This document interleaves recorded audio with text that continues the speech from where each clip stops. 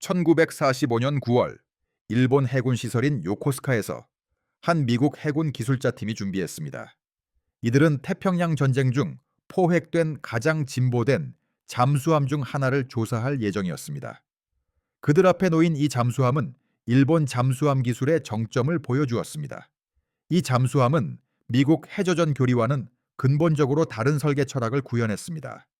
이 기술 평가는 잠수함의 능력과 전략적 목적에 대한 가정에 도전하는 공학적 혁신을 드러낼 것이었습니다.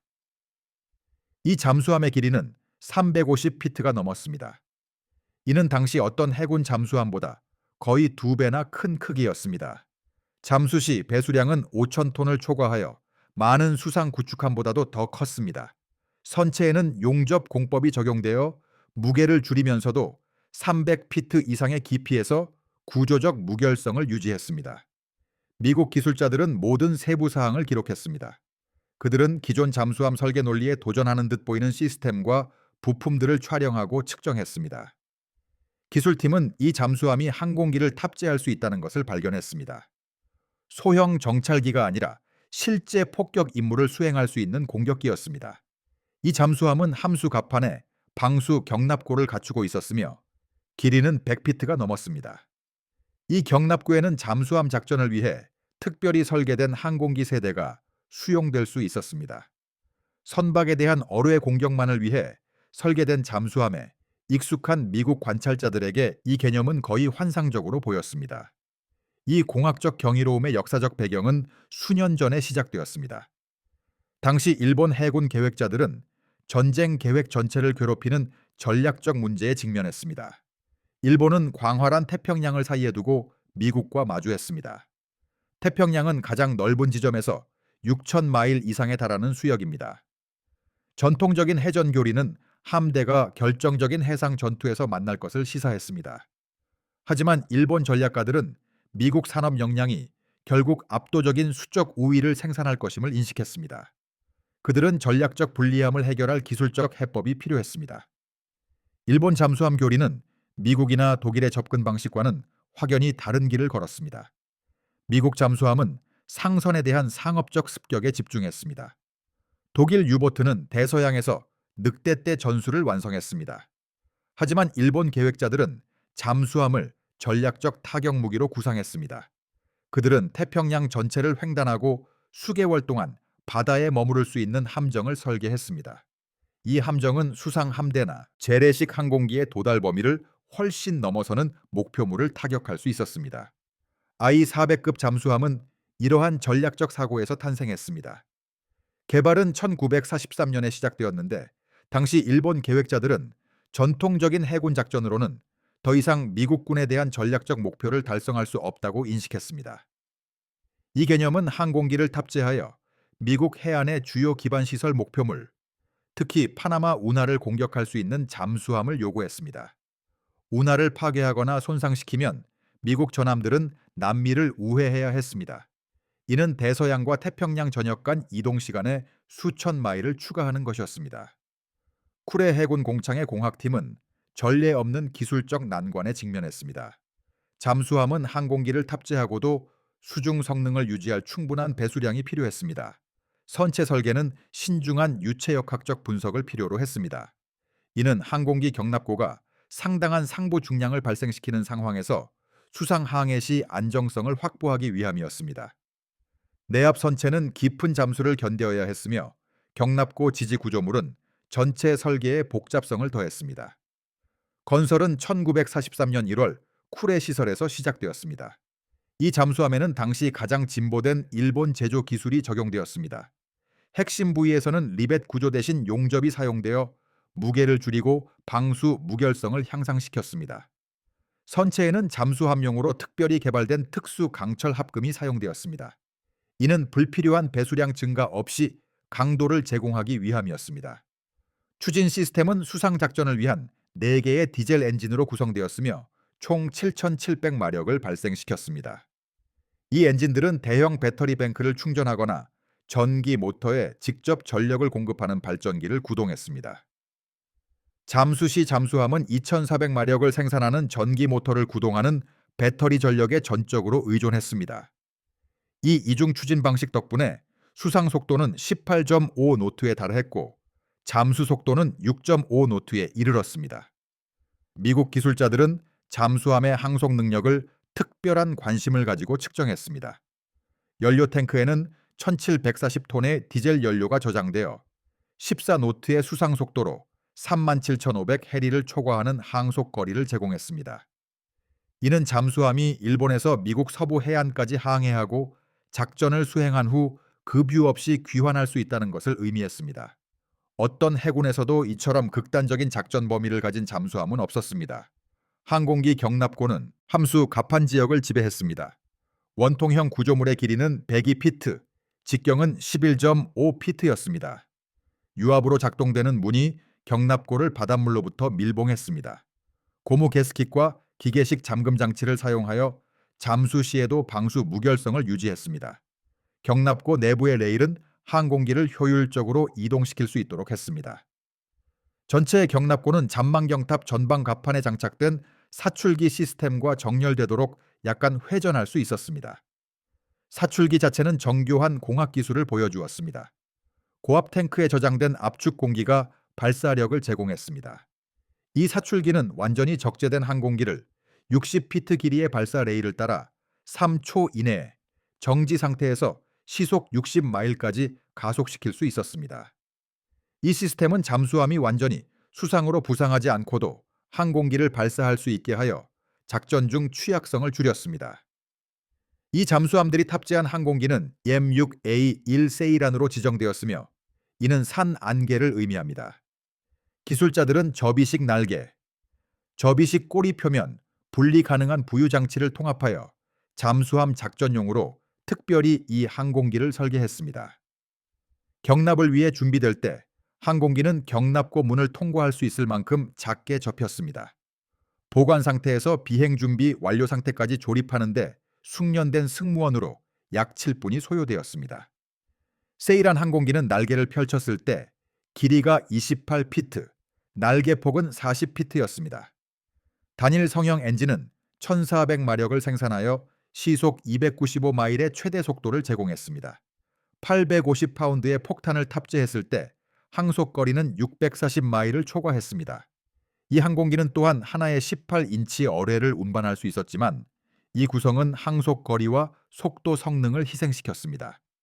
납포된 잠수함을 조사한 미국 기술자들은 함정과 항공기 간의 조정 시스템을 기록했습니다. 잠수함은 예비 부품, 윤활유, 테스트 장비 등 항공기 정비를 위한 전문 도구와 장비를 탑재했습니다. 승무원에는 해상에서 수리와 정비를 수행할 수 있는 훈련된 항공기 정비사가 포함되었습니다. 잠수함은 임무 후 항공기를 회수하기 위한 장비도 운반했습니다.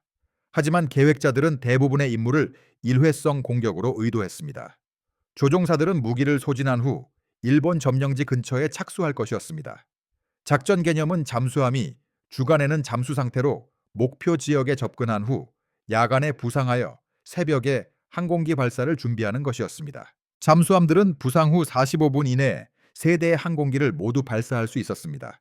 발사 후 잠수함은 즉시 잠수하여 해당 지역에서 철수함으로써 탐지와 반격을 피했습니다. 수상 부상부터 잠수 철수까지의 전체 작전은 1시간 이내에 완료될 수 있었습니다. 일본 계획자들은 이 전략 잠수함들을 위한 특정 목표 목록을 개발했습니다. 주요 목표물에는 파나마 운하의 관문이 포함되었으며 성공적인 폭격은 관문시를 비우고 수개월 동안 운하 운영을 중단시킬 수 있었습니다. 다른 목표물로는 샌프란시스코, 로스앤젤레스, 샌디에이고의 항만 시설이 포함되었습니다. 이곳에서 연료 저장 탱크 및 조선소 기반 시설에 대한 공격은 해군 작전을 방해할 수 있었습니다. 추가 계획으로는 시애틀의 산업시설과 남부 캘리포니아의 항공기 제조 공장에 대한 공격이 있었습니다. 이러한 공격의 전략적 논리는 물리적 피해만큼이나 심리적 영향에 중점을 두었습니다. 일본 계획자들은 미국 본토에 대한 성공적인 공격이 태평양 다른 지역에서의 손실에도 불구하고 일본의 지속적인 공격 능력을 보여줄 것이라고 믿었습니다. 그들은 그러한 공격이 미국 민간인 사기를 약화시킬 것이라고 희망했습니다. 또한 전쟁이 1945년 말이나 그 이후까지 계속된다면 협상 위치에 영향을 미칠 수도 있다고 보았습니다. 처음에는 18척의 I-400급 잠수함 건설이 계획되었으나 제조 능력 한계와 경쟁 우선순위로 인해 이 숫자가 줄어들었습니다. 실제로 완성된 잠수함은 3척뿐이었습니다. 첫 번째 함정인 I-400은 1944년 12월에 취역했습니다. 두 번째인 I-401은 1945년 1월에 뒤따랐습니다. 세 번째인 I-402는 1945년 7월에 취역했습니다. 이 특수 잠수함들을 위한 훈련은 광범위한 준비를 요구했습니다. 승무원들은 항공기 취급 절차, 사출기 운용, 그리고 잠수함과 항공 요원 간의 조정을 배웠습니다. 조종사들은 항해 및 폭격 기술을 모두 훈련하며 특정 목표 유형에 대한 접근을 연습했습니다. 전체 프로그램은 어떤 다른 해군도 시도하지 못했던 규모의 잠수함 및 항공 능력 통합을 의미했습니다. 1945년 8월까지 일본 계획자들은 가용한 I-400급 잠수함들을 위한 특정 작전 명령을 개발했습니다. 빛을 의미하는 히카리 작전이라 불리는 이 임무는 서태평양 울리티 환초에 있는 미국 항공모함을 목표로 했습니다. 정보 보고서는 여러 항공모함이 울리티를 집결기지로 사용하며 기습, 공격 기회를 제공한다고 지적했습니다. 잠수함들은 울리티에 잠수하여 접근한 후 순찰 구역 밖에서 부상하여 새벽에 항공기를 발사할 예정이었습니다. 세일한 항공기는 정박 중인 항공모함을 상대로 적어도 폭격 공격을 수행한 후 잠수함이 조종사들을 회수할 가능성이 있는 해상에 착수할 것이었습니다. 잠수함들은 1945년 7월 일본 해역을 떠나 작전 지역을 향해 독립적으로 나아갔습니다. 항해는 정밀한 천문 관측과 수천 마일의 넓은 바다를 가로지르는 추측 항법을 필요로 했습니다. 잠수함들은 탐지를 피하기 위해 무선 침묵을 유지했으며 배터리를 충전하고 내부 공간을 환기하기 위해 야간에만 부상했습니다. 잠수함들이 목표 지역에 접근함에 따라 일본의 상황이 임무를 압도했습니다. 8월 6일 히로시마 원자폭탄 투하와 8월 9일 나가사키 폭격은 일본 지도부로 하여금 전쟁 지속의 불가능성에 직면하게 했습니다. 8월 8일 소련의 대일 선전포고는 일본의 전략적 위치를 더욱 악화시켰습니다. 8월 15일 히로히토 천황은 일본 국민을 향한 라디오 방송에서 일본의 항복 조건 수락을 발표했습니다. 잠수함 사령관들은 임무를 중단하고 일본으로 복귀하라는 명령을 받았습니다. 그러나 추가 명령은 모든 항공기를 투기하고 모든 무기를 폐기해야 한다고 명시하였습니다. 이는 연합군에 항복하기 전에 수행되어야 했습니다. 잠수함들은 이 명령에 따랐습니다. 그들은 C라인 항공기를 연료 없이 바다에 투기하고 어뢰를 바다로 밀어냈습니다. 이어서 승조원들은 미국 해군이 함정을 접수할 지정된 항복 지점으로 향했습니다. 미국 해군 정보국은 무선 통신 감청과 가끔 잠망경 목격을 통해 이 잠수함들의 일부 활동을 추적했습니다. 그러나 항복한 함정들을 실제로 조사하기 전까지는 완전한 역량이 불분명했습니다. 미국 기술자들이 해상에서 I-400 잠수함에 처음 승선했을 때 그들은 항공기 경납고의 중요성을 즉시 깨달았습니다. 초기 승선팀은 경납고의 크기를 기록하고 남아있는 장비를 촬영했습니다. 이후 잠수함은 요코스카로 이동하여 완전한 기술 평가를 받았습니다. 요코스카에서의 상세한 조사는 미국 기술자들이 놀랍다고 평가한 설계 특징들을 밝혀냈습니다. 이 잠수함의 자망, 기피 능력은 대부분의 미국 함대 잠수함들을 능가했습니다. 선체 설계는 최대 400피트 깊이에서의 작전을 허용했습니다. 이는 비상 상황을 위한 안전 여유를 제공했습니다. 조종 시스템에는 예비 방향타와 수평타가 포함되어 있었습니다. 이는 개별 조종면이 손상되더라도 기동성을 보장했습니다. 배터리 용량은 특히 미국 관측자들에게 깊은 인상을 주었습니다. 이 잠수함은 224개의 개별 배터리 셀을 탑재했습니다. 각각의 셀은 1000파운드 이상이었습니다. 총 배터리 무게는 240톤을 초과했습니다. 이는 잠수함 전체 배수량의 거의 5%에 해당했습니다. 이 거대한 배터리 용량은 쌈노트 속도에서 60시간을 초과하는 자망 항속 능력을 제공했습니다. 더 빠른 속도에서는 더 짧은 시간 동안 자망할 수 있었습니다. 배터리는 최대 자망 속도 6.5노트에서 18시간 동안 유지될 수 있었습니다. 거주성 특징들은 장기 순찰 중 승조원 복지에 대한 관심을 보여주었습니다. 이 잠수함은 144명의 장교와 사병을 수용했습니다. 대부분의 승조원을 위한 개별 침대가 침상 공간에 포함되었습니다. 이는 이 시대 잠수함 설계에서는 드문 일이었습니다. 주방 설비는 전체 승조원을 위한 따뜻한 식사를 준비할 수 있었습니다. 담수 증류 장비는 식수와 제한된 개인 위생을 위한 충분한 물을 생산했습니다. 에어컨 시스템은 열대 작전 지역에서 온도 제어를 유지했습니다. 공기 정화 장비는 자망 작전 중 이산화탄소와 다른 오염 물질을 제거했습니다. 통신 시스템에는 다양한 주파수 대역을 지원하는 여러 무선 송신기와 수신기가 포함되어 있었습니다. 이 잠수함은 태평양 어디에서든 일본의 해군 본부와 통신할 수 있었습니다. 그러나 작전 보안상 중요한 메시지를 제외하고는 보통 무선 침묵이 요구되었습니다. 레이더 시스템은 해상 수색 능력과 항해 지원을 제공했습니다. 레이더를 사용하면 미국 레이더 경고 장비에 탐지될 위험이 있었습니다. 항공기 외의 무장은 8개의 어뢰 발사관을 포함했습니다. 이 중 6개는 함수에, 2개는 함미에 위치했습니다. 잠수함은 모든 발사관에 제장 전용 어뢰를 포함하여 총 20개의 어뢰를 탑재했습니다. 이 어뢰들은 최소한의 항적을 남기는 산소 강화 추진을 특징으로 하는 9호식 설계를 사용했습니다. 이 어뢰들은 15,000야드를 초과하는 거리에서 표적을 공격할 수 있었습니다. 그것들은 49노트에 달하는 속도로 이동했습니다. 이 무장은 항공기 작전이 불가능하거나 바람직하지 않을 경우 잠수함이 전통적인 잠수함전을 수행하도록 허용했습니다. 미국 기술자들은 사격 통제 시스템에 특별한 주의를 기울였습니다. 이 잠수함에는 표적의 항로, 속도, 거리 입력을 기반으로 사격 해법을 계산하는 아날로그 컴퓨터가 탑재되었습니다. 이 컴퓨터들은 어뢰 특성, 해류 영향, 그리고 잠수함의 움직임을 고려하여 정확한 사격 데이터를 생성했습니다.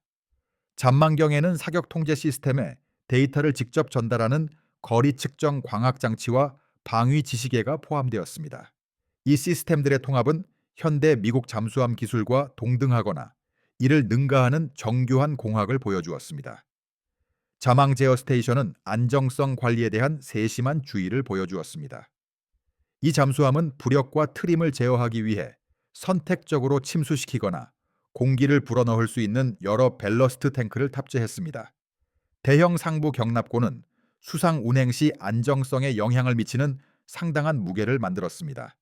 따라서 세심한 밸러스트 배치가 필요했습니다. 보상 탱크는 장기 순찰 중 연료가 소모될 때 승조원들이 잠수함 무게를 조절할 수 있게 했습니다. 이는 임무 내내 적절한 트림을 유지했습니다. 도쿄 주재 독일 해군 무관은 개발 중인 이 잠수함들을 관찰했습니다. 그는 유사한 설계를 독일 해군 사령부에 권고했습니다.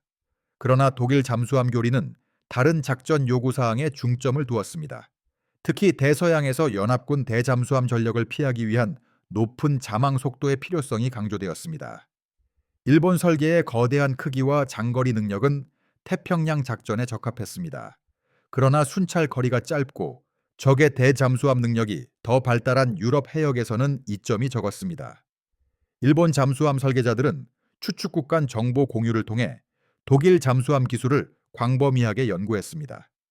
특히 배터리 설계와 전기 모터 효율 개선에서 독일의 영향이 여러 기술 특징에서 나타났습니다.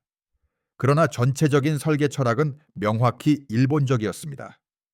그것은 독일 설계에서 강조된 전술적 이점보다 전략적 도달 범위와 타격력을 우선시했습니다. 이 잠수함들의 비용은 일본 해군 역사상 다른 어떤 잠수함 프로그램을 초과했습니다. 각 I-400급 잠수함은 건설하는 데 약 2년이 걸렸습니다. 이는 여러 척의 재래식 잠수함을 생산할 수 있었던 재료와 노동력을 소비했습니다. 항공기는 추가적인 비용과 복잡성을 더했습니다. 전문 제조시설과 숙련된 인력이 필요했습니다. 전체 프로그램은 일본의 산업 역량이 육군, 해군, 민간 부문에 상충되는 요구를 충족시키기 위해 고군분투하던 시기에 상당한 자원 투자를 의미했습니다. 미국 해군 전략가들의 전후 분석은 이 잠수함들이 계획대로 작전을 수행했을 경우의 잠재적 영향을 평가했습니다. 파나마 운에 대한 공격은 일시적인 혼란을 야기할 수 있었습니다. 그러나 영구적인 패소에는 어려웠을 것입니다. 미국 기술자들은 손상된 관문을 몇 주에서 몇 달 안에 수리할 수 있었을 것입니다. 그리고 중요한 선박 운송을 위해 남아메리카를 우회하는 대체 경로도 여전히 이용 가능했습니다. 서부 해안 항만 시설에 대한 공격은 국지적인 손상과 일시적인 우려를 야기했을 수 있습니다. 하지만 태평양의 전략적 상황을 변경하기에는 불충분했습니다. 심리적 영향은 더 중요한 잠재적 효과를 나타냈습니다. 미국 본토 목표물에 대한 성공적인 공격은 압도적인 미국의 군사적 우위에도 불구하고 일본의 타격 능력을 보여주었을 것입니다. 그러한 공격에 대한 언론 보도는 여론에 영향을 미쳤을 수 있습니다. 하지만 역사적 증거는 전술적 차질에도 불구하고 전쟁을 완수하려는 미국의 결의가 확고했음을 시사합니다. 이 공격들은 민방위 조치를 강화하고 전쟁 종료 후 일부 군부대의 동원 해제를 지연시켰을 수도 있습니다. 잠수함들 자체는 일본의 기술적 정교함을 일축했던 많은 미국 관측자들을 놀라게 한 공학적 역량을 보여주었습니다. 그토록 크고 복잡한 함정의 성공적인 건조와 운용은 일본의 산업 역량과 공학 혁신에 대한 고정관념에 도전했습니다. 잠수함들은 제한된 운용 기간 동안 신뢰할 수 있게 작동했습니다. 울리티로 향하는 임무 중 주요 기계적 고장은 보고되지 않았습니다.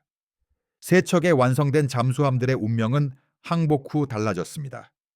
미국 해군 당국은 세 척 모두를 광범위하게 연구했습니다. 그들은 시스템을 문서화하고 다양한 능력을 테스트했습니다. 잠수함들은 전후 기술 시험에 참여했습니다. 그곳에서 미국 기술자들은 통제된 조건 하에서 성능 특성을 평가했습니다. 이 테스트들은 일본 잠수함 기술과 설계 접근 방식에 대한 귀중한 데이터를 제공했습니다. 그러나 미국 해군 계획자들은 이 잠수함들로 인한 정치적 복잡성을 인식했습니다. 소련은 1945년 8월 일본과의 전쟁에 참전했습니다. 그들은 다양한 협정에 따라 노획된 일본 군사 장비에 대한 접근을 요구했습니다. 미국 당국은 소련이 첨단 일본 잠수함 기술을 획득하는 것을 막고 싶었습니다.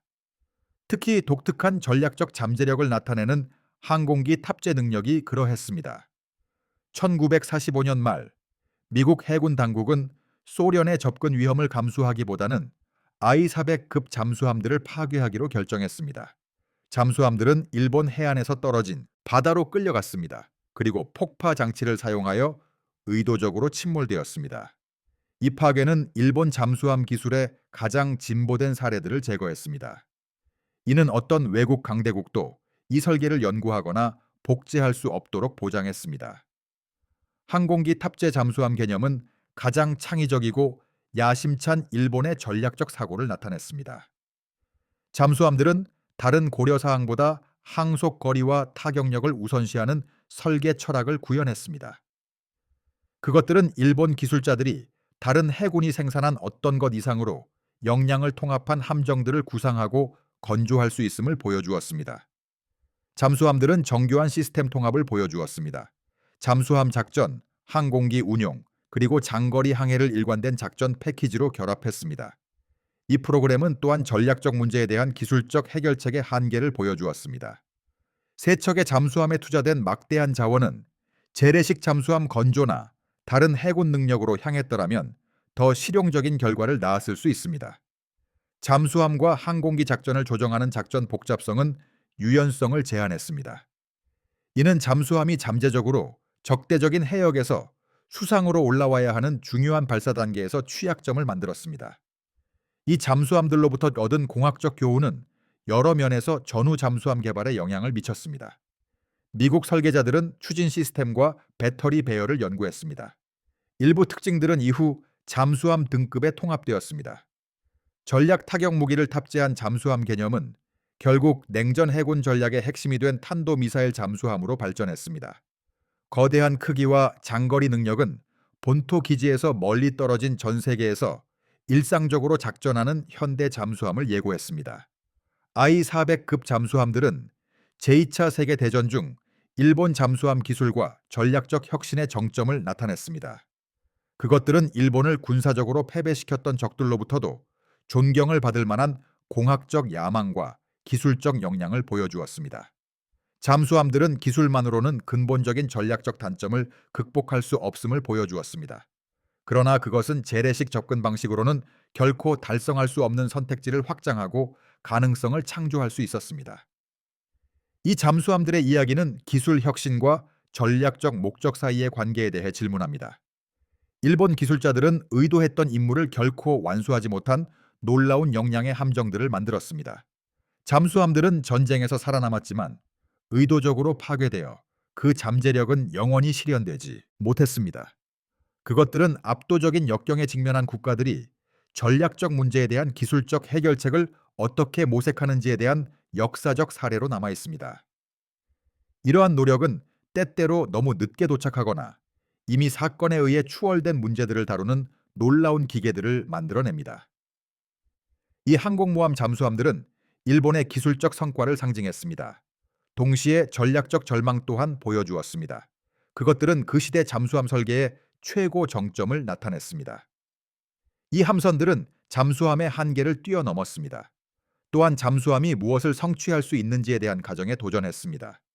그들의 짧은 존재와 궁극적인 파괴는 해전의 한 시대의 끝을 알렸습니다. 동시에 이 잠수함들은 미래의 발전을 제시하였습니다. 그 발전은 수십 년 후에 잠수함 역량에서 나타났습니다. 미국 본토를 거의 타격할 뻔했던 잠수함들은 대신 자신들의 미실현된 미래를 향해 마지막 상징적인 어뢰를 발사했습니다. 그 미래는 실현되지 못했습니다. 기술 혁신은 전략적 현실을 바꿀 수도 있었습니다. 하지만 물질적 상황이 이미 모든 것을 결정해 놓은 상태였습니다.